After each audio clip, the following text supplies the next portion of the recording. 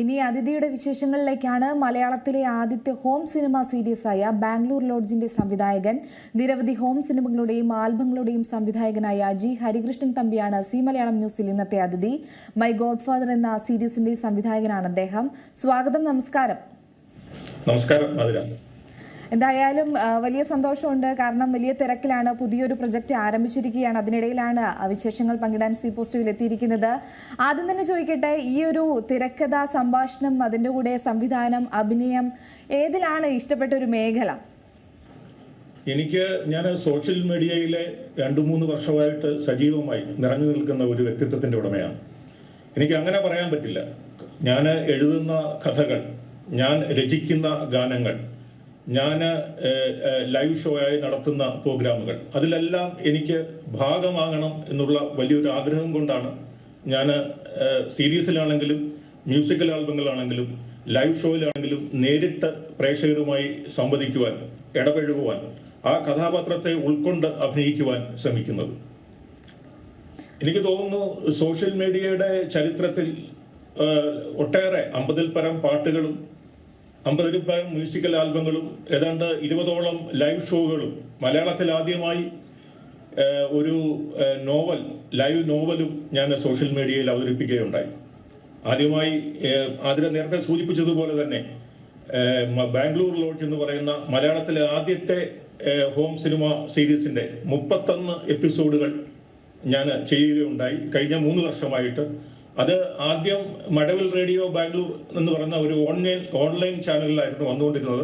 ഏതാണ്ട് 15 എപ്പിസോഡുകൾ കഴിഞ്ഞപ്പോൾ അവരത് അവസാനിപ്പിച്ചു. പിന്നീട് ഞാൻ Bangalore lodge home cinema series YouTube ചാനലിന്റെ പേരിൽ തന്നെ ഒരു ഈ എപ്പിസോഡുകൾ ഇറക്കാൻ തുടങ്ങി. എനിക്ക് തോന്നുന്നു സോഷ്യൽ മീഡിയ ചരിത്രത്തിൽ ഒരു ഹോം സിനിമ സീരീസിന്റെ പേരിൽ ഒരു യൂട്യൂബ് ചാനൽ തുടങ്ങുന്നത് ആദ്യമായിട്ടാണ്. അത് 31 എപ്പിസോഡുകൾ പിന്നിട്ടപ്പോഴാണ് മൈ ഗോഡ് ഫാദറിലേക്ക് എത്തിയത്. അതെ, ആ ഈ ഒരു ഹോം സിനിമ സീരീസ്, അത് തന്നെയാണ് എല്ലാ പ്രേക്ഷകർക്കും അറിയേണ്ട ഒരു കാര്യം. എന്താണ് ഈ ഹോം സിനിമ സീരീസ്? അതിൻ്റെ ഒരു പ്രത്യേകത എന്താണ്? മറ്റ് ഷോർട്ട് ഫിലിമുകളും അല്ലെങ്കിൽ സിനിമകളുമായി ബന്ധപ്പെടുത്തുമ്പോൾ ഇതിന് വ്യത്യാസം വരുന്നത് എന്താണ്? അത് ഞാൻ വളരെ വളരെ വളരെ ചുരുക്കിയ വാക്കുകൾ കൊണ്ട് ഞാൻ അതിനെ ഇപ്പൊ സൂചിപ്പിച്ചതുപോലെ അത് ഒത്തിരി നമ്മുടെ സാധാരണ ജനങ്ങൾക്ക് അറിയാൻ പാടില്ലാത്ത ഒരു സംഗതിയാണ്. ഒരു ഹോം സിനിമ സീരീസ് എന്ന് പറഞ്ഞാൽ നമ്മൾ ഒരു 20-30 മിനിറ്റ് കൊണ്ട് മാക്സിമം ഒരു സിനിമ പോലെ, എന്ന് വെച്ചാൽ അതിലൊരു പാട്ട് കാണും, അതില് സംഘർഷങ്ങൾ കാണും, അതില് നമ്മളുടെ വൈകാരികമായ രംഗങ്ങൾ കാണും, ഇതിനുപരി ഒരു മെസ്സേജും കാണും, ഒരു സന്ദേശം, നമ്മള് സമൂഹത്തിന് കൊടുക്കുന്ന ഒരു സന്ദേശം. ഇതെല്ലാം ഉൾക്കൊള്ളിച്ചുകൊണ്ട് ഒരു ചെറു സിനിമ പോലെ ഇറക്കുന്നതാണ് home cinema series. Short film അതല്ല. ഷോർട്ട് ഫിലിം ഏതെങ്കിലും ഒരു കഥയെ ആസ്പദമാക്കി ഒരു സന്ദേശം കൊടുത്തുകൊണ്ട് ഇറക്കുന്നതാണ് ഷോർട്ട് ഫിലിം. ഈ ഷോർട്ട് ഫിലിമും ഹോം സിനിമ സീരീസും തമ്മിലുള്ള പ്രധാന വ്യത്യാസം ഇതാണ്. ഹോം സിനിമ സീരീസ് ഒരു ചെറു സിനിമയാണ്. ഒരു സിനിമയ്ക്ക് വേണ്ട എല്ലാ കണ്ടന്റും ചേർത്തിട്ടാണ് നമ്മൾ ഹോം സിനിമ സീരീസ് ഇറക്കുന്നത്. അത് മലയാളത്തിൽ ആദ്യമായിട്ടാണ് ഞാനാണെന്ന് തോന്നുന്നു 31 എപ്പിസോഡുകൾ, ഒരു ഹോം സിനിമ സീരീസിന്റെ 31 എപ്പിസോഡുകൾ കണ്ടിന്യൂസ് ആയിട്ട് ഇറക്കുകയുണ്ടായി. അത് മറുനാടൻ മലയാളികളുടെ സ്നേഹത്തിന്റെയും കണ്ണീരിന്റെയും കഥയായിരുന്നു. അതൊരു വൻ വിജയമായിരുന്നു. അതിനുശേഷമാണ് ഈ മൈ ഗോഡ് ഫാദർ എന്ന് പറഞ്ഞ നമ്മുടെ ഭിന്നശേഷിക്കാരനായ 2 കാലും അരയ്ക്ക് താഴെ പോളിയോ വന്ന് തളർന്ന, എന്നാൽ തനിക്ക് കിട്ടുന്ന 100 രൂപയിൽ നിന്നും 50 രൂപ ജീവകാരുണ്യ പ്രവർത്തനങ്ങൾക്ക് വേണ്ടി ചെയ്തുകൊണ്ടിരിക്കുന്ന, ജീവകാരുണ്യ പ്രവർത്തനങ്ങൾക്ക് വേണ്ടി സദാ ഒരു മുന്നണി പോരാളിയായി നിൽക്കുന്ന കോവിഡ് പോരാളി സലാം കുമാറിനെ ഞാൻ പരിചയപ്പെടുന്നത്. അദ്ദേഹം ഇവിടെ നമ്മുടെ പത്തനംതിട്ട സ്വദേശിയാണ്. അദ്ദേഹം റാന്നിയിലാണ് താമസിക്കുന്നത്. അദ്ദേഹത്തെ അവിചാരിതമായി ഞാൻ ബാംഗ്ലൂർ ലോഡ്ജിന്റെ അവസാനത്തെ എപ്പിസോഡ്, 31ാമത്തെ എപ്പിസോഡ് സഖാവിന്റെ ഷൂട്ടിങ്ങിനിടയിലാണ് ശ്രീ സുഭാഷ് റാന്നിയാണ് അദ്ദേഹത്തെ പരിചയപ്പെടുത്തുന്നത്. ഞാൻ അദ്ദേഹത്തിന്റെ വീട്ടിൽ പോയി നമ്മുടെ വിശ്വ ലോക പൗരൻ MA യൂസുഫലി സാറിന്റെ കരുണ കൊണ്ട് അദ്ദേഹത്തിന് ഒരു വീട് അവിടെ കെട്ടിക്കൊടുത്തു. ആ വീട്ടിൽ ഞാൻ പോയിരുന്നു. അദ്ദേഹത്തിന് യൂസുഫലി സാറിന്റെ ഫോട്ടോ വെച്ചിട്ടുണ്ട്. അവിടെ മുറികളിലെല്ലാം യൂസുഫലി സാറിന്റെ ഫോട്ടോയാണ്. എവിടെ തിരിഞ്ഞാലും യൂസുഫലി സാറിന്റെ പുസ്തകങ്ങളാണ്, യൂസുഫലി സാറിനെ കുറിച്ചുള്ള കഥകളാണ്. അയാളുടെ പശുവിനെ തീറ്റി ജീവിക്കുന്ന അദ്ദേഹത്തിന്റെ അമ്മയും അദ്ദേഹത്തിന്റെ സഹോദരങ്ങളും ഒക്കെ അവരുടെയൊക്കെ മനസ്സിൽ ഗോഡ് ഫാദറായി MA യൂസുഫലി എന്നുള്ള ആ വ്യക്തിത്വത്തിന്റെ ഉടമയാണ്. അദ്ദേഹം എന്നോട് പറഞ്ഞു, സാർ എന്നെ വെച്ചിട്ട്, ഞാനൊരു ഭിന്നശേഷിക്കാരനാണ്, ഞാൻ ഒരു ഒന്നിനും എനിക്ക് വയ്യാത്ത, എന്നെ ആരും ഒരു സിനിമയിലോ അല്ലെങ്കിൽ ഷോർട്ട് ഫിലിമിലോ ഒന്നും എടുക്കില്ല. അപ്പൊ എന്റെ കഥകൾ സാറിന് ഒന്ന് വെള്ളിത്തിരയിലേക്ക് കൊണ്ടുവരാൻ പറ്റുമോ? എന്റെ കയ്യിൽ പണമൊന്നുമില്ല, ഞാൻ പാവപ്പെട്ടവനാണ്, ഇപ്പോഴും ഞാൻ കടത്തിലാണ്, കടബാധ്യതയിലാണ്. അപ്പൊ അദ്ദേഹത്തിന്റെ ആ വാക്കുകൾ എനിക്ക് വലിയൊരു പോസിറ്റീവ് തിങ്കിങ് ഉണ്ടായി. അതിൽ നിന്നാണ് ഞാൻ ഈ മൈ ഗോഡ് ഫാദർ എന്ന മെഗാ സീരീസിലേക്ക് വന്നത്. അതിന്റെ 1ാമത്തെ എപ്പിസോഡ് ആലപ്പുഴ വെച്ചായിരുന്നു. 2ാമത്തെ എപ്പിസോഡ് നമ്മുടെ യൂസുഫ് അലി സാറ് പണിഞ്ഞുകൊടുത്ത, യൂസുഫ് അലി സാറ് പാവങ്ങൾക്കായി, അവിടുത്തെ അന്തേവാസികൾക്കായി കൊടുത്ത യൂസുഫ് അലി മന്ദിരം പത്തനാപുരം നമ്മുടെ ഗാന്ധി ഭവനിൽ വെച്ചായിരുന്നു. അപ്പൊ ഡോക്ടർ പുനലൂർ സോമരായൻ സാർ, ഗാന്ധി ഭവന്റെ ട്രസ്റ്റ് സെക്രട്ടറിയും ഗാന്ധി ഭവന്റെ സൃഷ്ടാവും ഗാന്ധി ഭവന്റെ എല്ലാമായ അദ്ദേഹമാണ് ദയ എന്ന, അദ്ദേഹത്തിന്റെ ആമുഖ പ്രസംഗത്തോടു കൂടിയാണ് ദയ എന്ന ചെറു സിനിമ ആരംഭിക്കുന്നത്. അതും ഒരു വലിയ വിജയമായി 1 ലക്ഷത്തിൽ പരം ആൾക്കാർ കണ്ടു. നമ്മുടെ മൈ ഗോഡ് ഫാദറിന്റെ 3ാമത്തെ എപ്പിസോഡ് ഇപ്പോൾ ആലപ്പുഴയിലും പരിസരങ്ങളിലും എന്റെ സുഹൃത്ത് ശ്രീ സതീഷ് ഹരിപ്പാടിന്റെ സഹായത്തോടു കൂടി, അദ്ദേഹം ബാംഗ്ലൂർ ലോഡ്ജ് മെമ്പറാണ്, അദ്ദേഹം ഒരു ജീവകാരുണ്യ പ്രവർത്തകനാണ്, അദ്ദേഹത്തിന്റെ സഹായത്തോടു കൂടി ഈ ഏപ്രിൽ 1-2 തീയതികളിൽ ചെയ്യുന്നു. എന്തായാലും ഈ ഒരു മൈ ഗോഡ് ഫാദർ എന്ന ഒരു സീരീസിലേക്ക് വരുന്നതിന് മുമ്പ് തന്നെ ബാംഗ്ലൂർ ലോഡ്ജാണ് തുടക്കം എന്ന് പറഞ്ഞത്. അതിൻ്റെ ഒരു കഥ പറയുമ്പോൾ തന്നെ മറുനാടൻ മലയാളികളുടെ നൊമ്പരങ്ങളും വേദനകളും അവരുടെ സന്തോഷങ്ങളും എല്ലാം കോർത്തിണക്കിയ ഒരു വലിയൊരു സെഗ്മെന്റ് ആയിട്ട് തന്നെയായിരുന്നു 31 എപ്പിസോഡുകൾ പോയിരുന്നത്. ആ ഒരു ബാംഗ്ലൂർ ലോഡ്ജിന്റെ ഒരു പ്രത്യേകത എന്തൊക്കെയായിരുന്നു? ആ ഒരു സിനിമയിൽ അഭിനയിച്ച ആൾക്കാർ അതിലേക്ക് അഭിനയിക്കാൻ വേണ്ടി താല്പര്യം കാണിച്ചിരുന്നു? എങ്ങനെയായിരുന്നു അതിലെ ആൾക്കാരുടെ ഒരു കാസ്റ്റിംഗ് ഒക്കെ? അത് ഞാൻ പറയാതില്ല. അത് ഈ പറഞ്ഞതുപോലെ മലയാളത്തിലെ ആദ്യത്തെ ഹോം സിനിമ സീരീസ് ആയിരുന്നു. അതിന്റെ ആദ്യത്തെ എപ്പിസോഡ് തന്നെ ഞങ്ങൾ കുറച്ച് സുഹൃത്തുക്കൾ ചേർന്നാണ് തുടങ്ങിയത്. പക്ഷെ ആ ഒരു ഫസ്റ്റ് എപ്പിസോഡ് കഴിഞ്ഞപ്പോൾ അവരെല്ലാം പിൻവാങ്ങി. കാരണം അതിന്റെ മെയിൻ കാരണം സാമ്പത്തികമാണ്. അപ്പൊ അവരെല്ലാം പിൻവാങ്ങി, അവരെല്ലാം ബിസി ആയിട്ടുള്ള ആൾക്കാരായിരുന്നു. പിന്നീട് എനിക്കിത് മുന്നോട്ട് കൊണ്ടുപോകണമെങ്കിൽ ഞാൻ തന്നെ തീരുമാനിക്കണം. അങ്ങനെ ഞാൻ ഇതിൽ കഥ, തിരക്കഥ, സംഭാഷണം, സംവിധാനം, നിർമ്മാണം ഡോക്ടർ മേനോൻ എന്ന് പറഞ്ഞ ഒരു അനാഥാലയം പോലുള്ള ഒരു വീട്, അതാണ് ഈ ബാംഗ്ലൂർ ലോഡ്ജ് എന്ന് പറയുന്ന ഒരു വീടാണ്. എന്ന് വെച്ചാൽ അനാഥർക്ക് ആശ്രയം കൊടുക്കുന്ന, അല്ലെങ്കിൽ ആരോഗ്യമില്ലാത്തവർക്ക് ആശ്രയം കൊടുക്കുന്ന ഒരു സ്ഥലം. ആ സ്ഥലത്ത് വരുന്ന ആൾക്കാർ, അവരുടെ കഥകളാണ് ബാംഗ്ലൂർ ലോഡ്ജിൽ കൂടി അവതരിപ്പിച്ചത്. അതിന്റെ ഏറ്റവും വലിയ പ്രത്യേകത എന്ന് പറഞ്ഞാൽ എല്ലാം ഇതുവരെ സിനിമയിൽ അഭിനയിക്കാത്ത, ഷോർട്ട് ഫിലിമിൽ മുഖം കാണിക്കാത്ത, ഒരു ക്യാമറയുടെ മുന്നിൽ വരാത്ത ആൾക്കാരെയാണ് ഞാൻ ഈ ബാംഗ്ലൂർ ലോഡ്ജിന്റെ എല്ലാ എപ്പിസോഡുകളിലും കൊണ്ടുവന്നത്.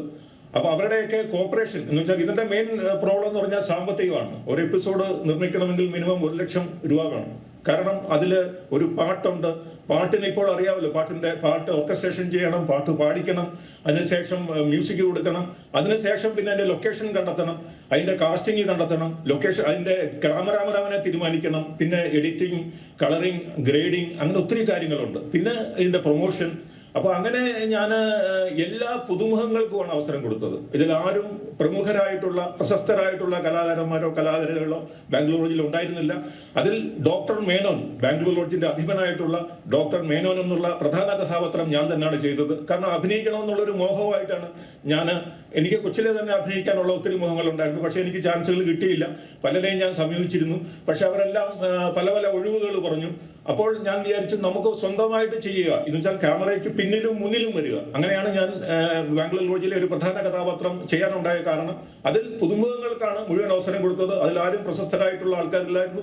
ഒത്തിരി കലാകാരന്മാരെയും കലാകാരികളെയും ബാംഗ്ലൂർ ലോഡ്ജിൽ കൂടി എനിക്ക് അവതരിപ്പിക്കാൻ സാധിച്ചു. അവരൊക്കെ ഇന്ന് വലിയ കുറെ സിനിമകളിലും അല്ലെങ്കിൽ തുടർ സീരീസുകളിലും മുന്നേറിക്കൊണ്ടിരിക്കുന്നു. ആ ഒരു ചാരിതാർത്ഥവും എനിക്കുണ്ട്. തീർച്ചയായും തുടക്കത്തിൽ തന്നെ ഒരു വലിയൊരു വെല്ലുവിളി തന്നെയായിരിക്കും അല്ലേ? കാരണം ഈ ഒരു സെലക്ഷൻ, ആളുകളുടെ ഒരു സെലക്ഷൻ തന്നെ വലിയൊരു ഘട്ടമാണ്. താങ്കൾ പറഞ്ഞ പോലെ തന്നെ ഓരോന്നിനും അതിൻ്റെതായ ഒരു സമയം എടുത്തു തന്നെയാണ് ചെയ്തിരിക്കുന്നത്. ക്യാമറയുടെ ആണെങ്കിലും എല്ലാ രീതികളിലും വലിയൊരു വെല്ലുവിളി തന്നെയല്ലേ തുടക്കത്തിലുണ്ടായിരുന്നത്? അതിൻ്റെ ഒരു റിസൾട്ട് ബാംഗ്ലൂർ ലോഡ്ജ് കഴിഞ്ഞപ്പോൾ കിട്ടിയിരുന്നു? തീർച്ചയായിട്ടും. കാരണം ഇത് മറുനാടൻ മലയാളികളുടെ കഥകളാണ്. മറുനാടൻ മലയാളികളെ കോവിഡ് സമയത്താണ് ഇത് തുടങ്ങിയത്.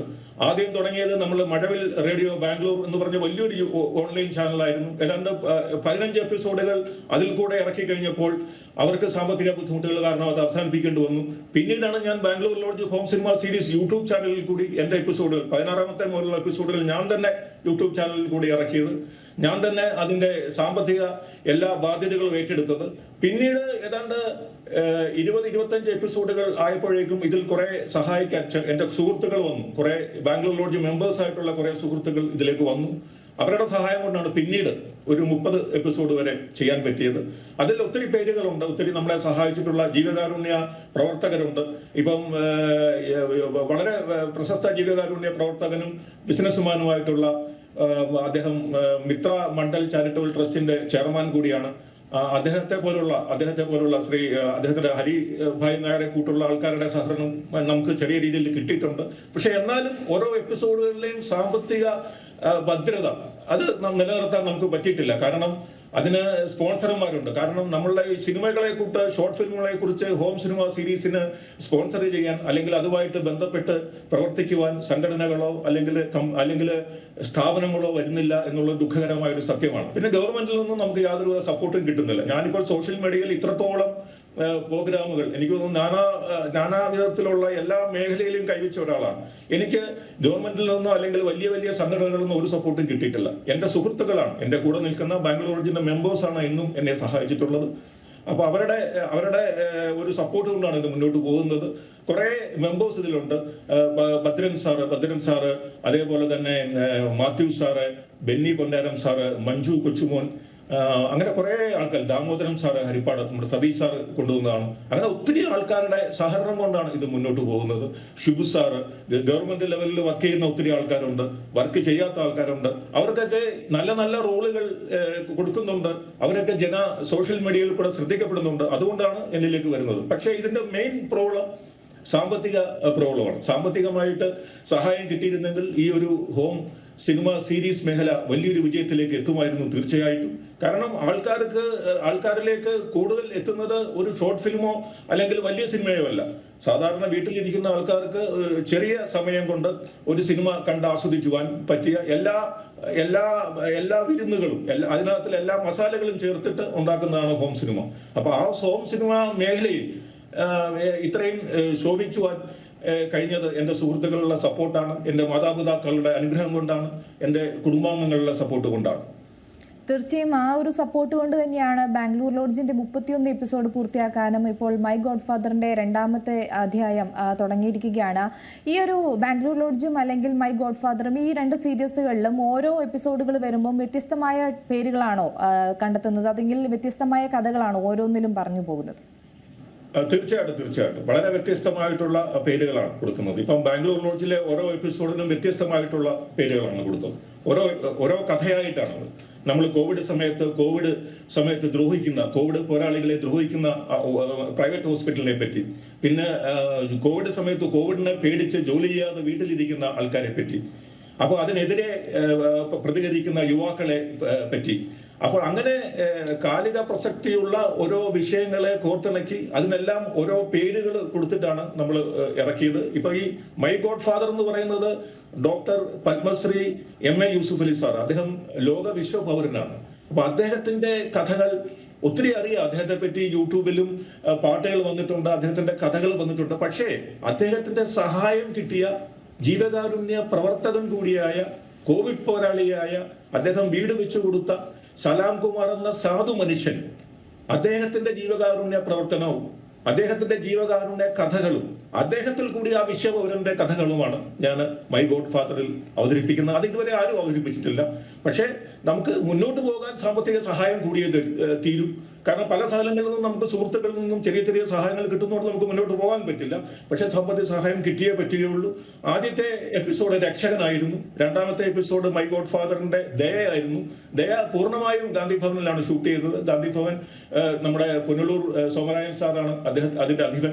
അദ്ദേഹം ഈ കഥ കേട്ടപ്പോൾ തന്നെ പറഞ്ഞു, സാറേ ഇത് ഷൂട്ട് ചെയ്തോളൂ തമ്പി സാറേ, ഷൂട്ട് ചെയ്തോളൂ, എനിക്ക് കഥ മുഴുവൻ കേൾക്കണ്ട. അതേപോലെ ഗാന്ധി ഭവനെ പറ്റിയുള്ള ഒരു പാട്ട് അതിലുണ്ട്, അതും സൂപ്പർ ഹിറ്റ് ആയിരുന്നു. പാട്ടുകളെല്ലാം സൂപ്പർ ഹിറ്റ് ആണ്. നമ്മുടെ എല്ലാ എപ്പിസോഡുകളും ഒരു പാട്ടുണ്ട്, അതെല്ലാം സൂപ്പർ ഹിറ്റാണ്.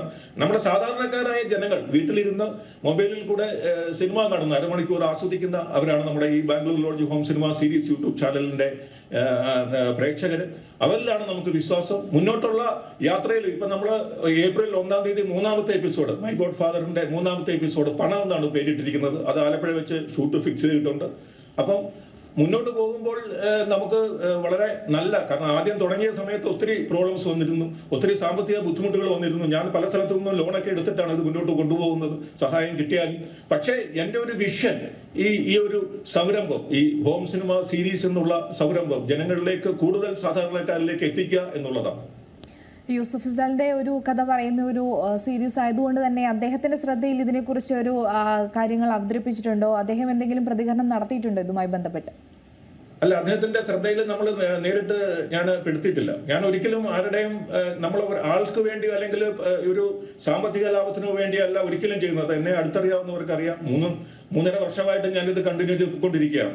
പക്ഷേ അദ്ദേഹത്തിന്റെ നമ്മുടെ ഗാന്ധി ഭവനിൽ പോയപ്പോൾ സോമരാജൻ സാർ എന്നോട് പറഞ്ഞു, തീർച്ചയായിട്ടും തമ്പി സാറെ ഞാനിത് അദ്ദേഹത്തെ അറിയിക്കാം. കാരണം ഈ കഥ അദ്ദേഹം അറിഞ്ഞു കാണില്ല. അദ്ദേഹം വളരെ തിരക്കുള്ള മനുഷ്യരാണ്.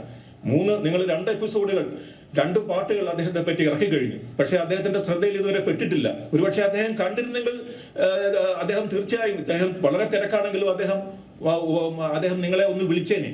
ഞാനും ആ വിളി കാത്തിരിക്കുകയാണ്. കാരണം ഈ സലാം കുമാർ എന്ന സാധു മനുഷ്യന്റെ ഗോഡ് ഫാദർ, അദ്ദേഹത്തിന് എല്ലാമായ നമ്മുടെ കഥയും, മൈ ഗോഡ് ഫാദറിന്റെ കഥയും അതാണ്. ചോർന്നൊലിഞ്ഞ 1 ലക്ഷം വീട് വീട്ടിൽ താമസിച്ചിരുന്ന അദ്ദേഹത്തെ ഇന്നൊരു സ്വന്തം വീട്ടിൽ താമസിക്കുവാൻ ഇടം കൊടുത്ത്, ആംബുലൻസ് കൊടുത്ത്, അദ്ദേഹം മനസ്സിൽ പ്രതിഷ്ഠിച്ചിരിക്കുന്ന മൈ ഗോഡ് ഫാദറിനെ നേരിട്ട് കാണുവാൻ ഞാനും മനസ്സാൽ കൊതിക്കുകയാണ്. പക്ഷെ ആ ഒരു സാഫല്യം അതൊരു